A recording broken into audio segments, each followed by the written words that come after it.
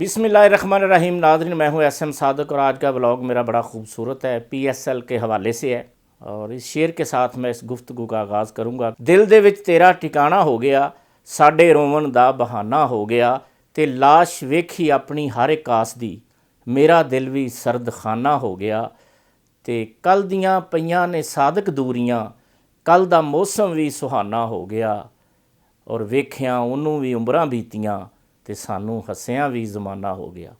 تو ناظرین، آج کی میری گفتگو ہے نصیب لال کے حوالے سے۔ آج کل بڑا ویڈیو وائرل ہوا ہے اور لوگ مختلف باتیں کر رہے ہیں، جی نصیب لال نے یہ گانا اچھا نہیں گایا، اس کا تلفظ ٹھیک نہیں۔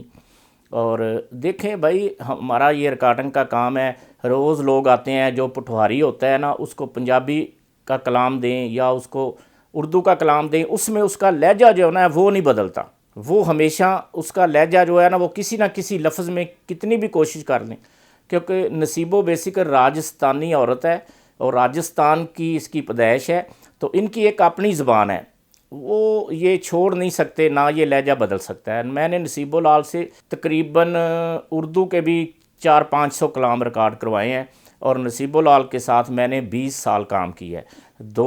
1999 جب یہ واقعہ ہوا تھا امریکہ میں، جب جہاز لگے تھے، اس وقت میں نے ان کا پہلا گانا کیا تھا آ کے، تو اس کو 20 سال ہو گئے۔ 20 سال مجھے، آج بھی میں نصیب لال کے ساتھ کام کرتا ہوں۔ تو میں ایک بات آپ کو بتانا چاہتا ہوں، بعض لوگ نصیب لال کو کہہ رہے ہیں جی وہ گھر میں بیٹھی تھی، وہ فارغ تھی تو اب اس کو گانا مل گیا ہے۔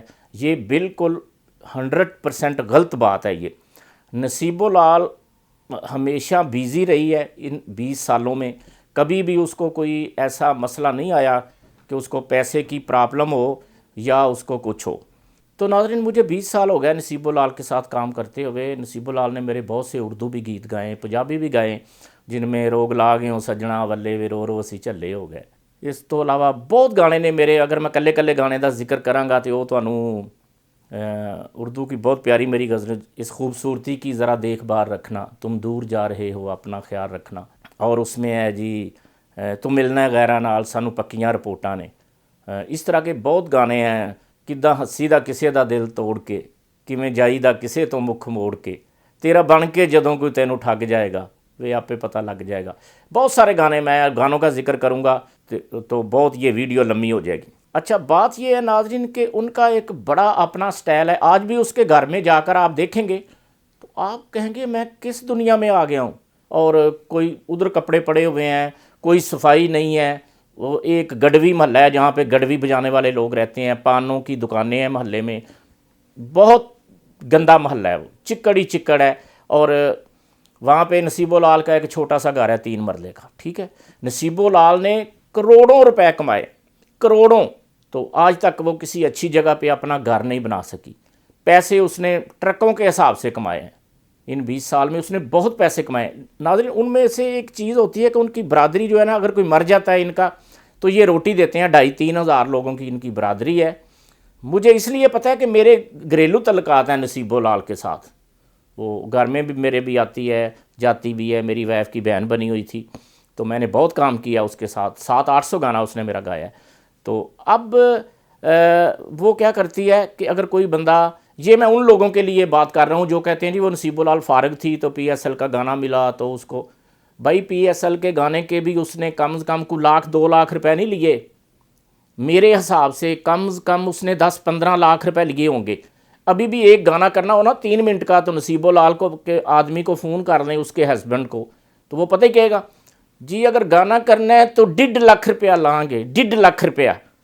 تو 1.5 لاکھ پتہ کسے کہتے ہیں؟ 1.5 لاکھ کہتے ہیں 1.5 لاکھ کو، ٹھیک ہے۔ اگر کہیں گے جی ویڈیو کرنا ہے تو وہ 3 لاکھ روپے لائیں گے اسی ویڈیو دے۔ اور ایک بات جو ہے نا مجھے پی ایس ایل کے حوالے سے، وہ مجھے ہمارے بڑے نامور ہیں وہ آرٹسٹ، نصیب لال ہمارے ملک کا سرمایہ بھی ہے، کیونکہ ہندوستان میں 10-10 لاکھ لوگوں میں بھی اس نے کھڑے ہو کر پڑھا ہے اور ہمارے پاکستان کی اس نے نمائندگی کی ہے۔ تو اس لیے میں کوئی نصیب لال کے خلاف نہیں ہوں، وہ ہمارے ان کے اچھے تعلقات ہیں۔ لیکن بات ایک یہ ہے ناظرین کہ یہاں پہ جو پی ایس ایل کے حوالے سے لوگ برا بھلا کہہ رہے ہیں اس کو، تو بھائی یہ تو ان کا قصور ہے جنہوں نے اس بندے سے گانا کروایا ہے۔ جنہوں نے یہ نہیں سوچا کہ اس کا تلفظ نہیں ٹھیک تو آپ اس سے نہ کروائیں، کیونکہ دوسرے سنگروں کو تو تکلیف ہوگی نا. اور پنجابی کہتے ہیں جہدے چھابے چ لت وجے نا انہوں تے تکلیف ہوندی ہے. اب میں نام نہیں کسی کا لوں گا، جو بڑے آرٹسٹ ہیں آپ خود ہی سمجھ جائیں، تو اگر ان کے گانے پہلے آتے رہے ہیں پی ایس ایل میں تو اب ان کو تو تکلیف ہوگی نا. یہ ایک نصیب العال سے گانا کروا دیا، گانا اتنا ہٹ ہو گیا ماشاءاللہ، اس کو کتنے ملین ویور 2 دن میں مل گئے. تو یہ بات ایک اپنی جگہ پہ ہے کہ وہ جو کروانے والے ہیں ایک دکاندار ہے، یہ گلوکاری بھی ایک دکانداری ہے. ہم اس کو نعت دیں گے وہ نعت کر دے گی، ہم اس کو قصیدہ دیں گے وہ قصیدہ کر دے گی، ہم اس کو گندے گانے دیں گے وہ گندے گانے کر دے گی.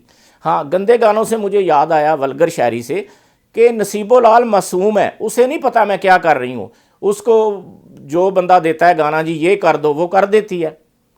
تو یہ فلم کے گانے کا 4,000 روپیہ لیتی تھی، تو میں نے جب اس کے ساتھ پہلی دفعہ ریکارڈنگ کی تو میں نے اسے 40,000 روپیہ کیسٹ کا دیا تھا، ایک البم کا 10 گانوں کا 40,000 روپیہ.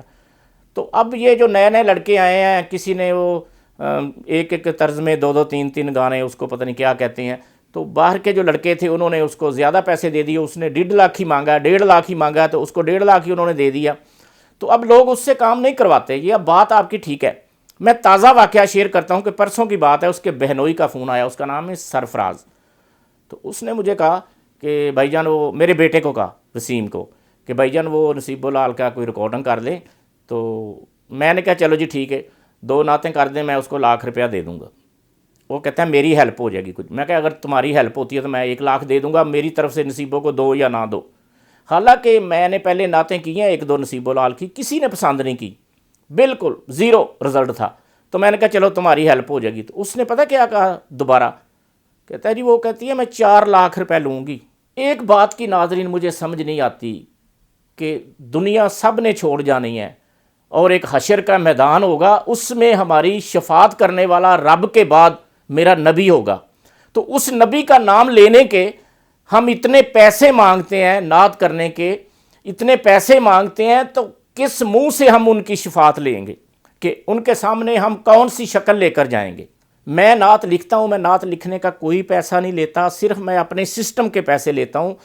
15 سے 20,000 روپے جو میرے پاس بلیک میجک کیمرے ہیں، جو میرا اسٹوڈیو ہے اتنا بڑا، جو میرے اسٹوڈیو کے اخراجات ہیں وہ ہم لیتے ہیں. میں نعت لکھنے کا کوئی پیسہ نہیں لیتا. الحمدللہ گانا لکھنے کا میں 1 لاکھ 1.5 لاکھ روپیہ لیتا ہوں ہمسایہ ملک سے، اور بھی پوری دنیا کے ساتھ میں کام کرتا ہوں.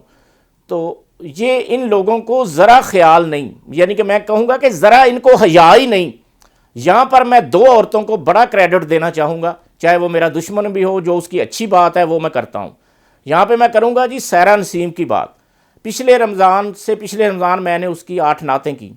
میں نے خود فون کر کے کہا کہ آپ کو کتنے پیسے دوں میں، نہ میں نے نعت کے پیسے لینے ہیں، نہ قصیدے کے لینے ہیں، نہ میں نے نوحے کے لینے ہیں. تو مجھے بڑا اچھا لگا. اور اس کے علاوہ ایک ہماری بہت نامور فنکارہ ہے صنم ماروی، میں نے ان کے ساتھ کام نہیں کیا بالکل، لیکن ایک گانا میں نے ان کا کیا تھا شاید یا 2. تو ان سے میری فون پہ بات ہوئی، انہوں نے کہا جی 5 میں کلام آپ کے کروں گی. تو میں نے کہا کوئی خدمت ہے تو بتاؤ. اس نے کہا نہیں صادق صاحب، نعت قصیدہ اور نوحہ کے ہم پیسے نہیں لیتے. مجھے بڑی دلی خوشی ہوئی اس بات کی کہ چلو کسی کو تو مرنا یاد ہے نا، کہ جن کی وجہ سے ہماری بخشش ہونی ہے، تو ان لوگوں کو کم از کم اتنا تو یاد ہے نا. تو مسئلہ یہ ہے کہ یہ نصیب العال ہو گئی. میرے اس کے بڑے اچھے تعلقات ہیں، لیکن بعض دولت میں لوگ اتنے اندھے ہو جاتے ہیں. ابھی آپ اس کو کہو کہ قرآن پاک کی یہ 2 آیتیں میں نے ریکارڈ کرنی ہے تو آپ سے 5 لاکھ روپے مانگے گی. یہ بہت بری بات ہے. جہاں تک کہا جی نصیب العال رونے لگ گئی، یہ ہو گیا نصیبو، بھائی رونا تو اس کی عادت ہے. میں ریکارڈنگ کر رہا تھا اپنے اسٹوڈیو میں، 10 12 سال ہو گئے. ایک میرا گانا تھا عطا اللہ عیسیٰ خیلوی صاحب نے گایا تھا کہ جدوں اس دنیا تو وکھرے میں ہونا ہے، سجنا دے نال مینوں ویریاں بھی ہونا ہے، تے ٹر جانا اتھوں جدوں مڑ کے میں آਉਣਾ نہیں، کدی پھیرا اس دنیا تے پاਉਣਾ نہیں. یہ بڑا مشہور و معروف گانا ہے میرا. تو اس دور میں مجھے لوگ بلڈ کے خط بھی لکھتے رہے ہیں. اس وقت یہ موبائل فون کا دور نہیں ہوتا تھا. تو وہاں پہ رونے لگ گئی ہو. تو نصیب العال بذات خود بہت اچھی ہے، لیکن جو اس کے ساتھ لوگ ہوتے ہیں نا، وہ بہت لالچی اور بہت ہی، اس کے ہسبینڈ کے بارے میں کیا بات کروں، تو وہ بات ہی لاکھوں سے کرتے ہیں، جس کی وجہ سے نصیبوں کے کام پہ بہت فرق پڑا ہے۔ فرق پڑا ہے، کچھ لوگوں کی بات یہ ٹھیک بھی ہے، فرق پڑا ہے کہ ایک عورت 4,000 5,000 گانے کا لیتی، اب وہ مانگے جی مجھے 5 لاکھ گانے کا دے دو، جیسے کہ نبی کی نعت پڑھنے کے اس نے 4 لاکھ روپے مانگے۔ یہ میں کو سنی سنائی بات نہیں کر رہا، کل ہی میری بات ہوئی ہے اس کے بہنوئی سے۔ تو دنیا میں انسان آتا ہے، کتنی بھی دولت کما لے، کتنی بھی کما لے، آخر اس نے ایک دن اس دنیا سے جانا ہے۔ تو انسان کو تھوڑا جر کے کھانا چاہیے۔ باقی نصیب العال سے میری کوئی مخالفت نہیں، میرے اس کے ساتھ بڑے اچھے تعلقات ہیں، جب بھی کوئی اچھا پروڈیوسر ملے گا میں اس کے ساتھ کام بھی کروں گا۔ تو بس میں نے پی ایس ایل کے حوالے سے اتنی بات کرنی تھی۔ اللہ آپ سب کا حامی و ناصر ہو، اور آپ کی آنکھ کبھی دکھ کا آنسو نہ دیکھے۔ بہت شکریہ جی، اللہ حافظ۔